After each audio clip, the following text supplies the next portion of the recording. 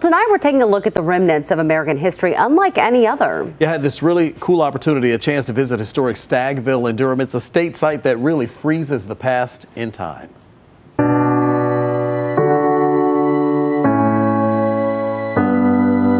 Off Old Oxford Highway in Durham, there are several buildings that outline a structured and dark part of America's history. These are the slave quarters at Horton Grove. Vera Siselski is the site manager for the historic Stagville State Site. These houses really are the heart of our site here at Historic Stagville. And here on this enormous estate, a physical peek into the past. These are the only surviving slave quarters from the Cameron plantations, which was one of the largest plantations in North Carolina in 1860. Stagville preserves a slice of the plantations of the Benahan and Cameron families from 1771 to 1865. The Benahan and Cameron families profited from enslaved Africans and African Americans on this very land that we walk on.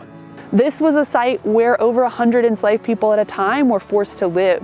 Each of these houses would have had often 4 families at a time that had to share space inside the building. The site has been preserved as a state historic site since 1978, and it includes the Benahan family house that was built around 1799, 4 slave dwellings at Horton Grove built about 1851, and a massive timber-framed barn from around 1860. There's also an excavated foundation of an enslaved family's house, a Benahan family cemetery, and the foundation of a kitchen building. Inside these slave quarters, a staging of what the homes would have looked like. Though the inside trappings are recreated, the homes themselves are the actual places where enslaved people lived. They built each home here, including making the bricks used in the chimneys. If we look closely at some of these bricks, we can actually still see places like right here, where you can see the mark of where an enslaved person's fingers touched that brick. These homes that tell of a turbulent time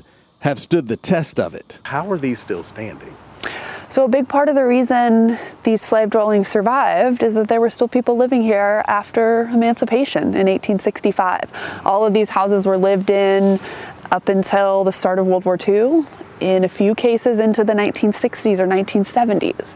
Almost all the families that remained here were descendants of people who'd formerly been enslaved at the site. Inside an office at the site, photos are displayed of many of those descendants over the years. And that family tree, well, it branches out far beyond North Carolina. The reach of Stagville goes far beyond this sprawling historic site in North Carolina, all the way to a small county in Alabama. In the 1800s, 114 enslaved people were marched on foot from North Carolina to Hale County, Alabama, to start a plantation there. Both the oral history told here and the physical history felt at Stagville evoke powerful emotions. Many of the descendants we work with, hundreds of people all across the United States who've traced their roots back to people who are enslaved here at this site. And many folks describe this as a kind of sacred space, right? A place where people feel closer to their ancestors, and a place where all of us, right, all people, no matter our own family's specific heritage, can bear witness to the stories of enslaved people that were here. The feelings cross a wide spectrum. For some people, it might be outrage and injustice. For some people, it might be sorrow and grief. This might be a place of mourning. There's other people who talk about coming here and feeling a sense of deep affirmation or rootedness because they know that their ancestors survived what happened here.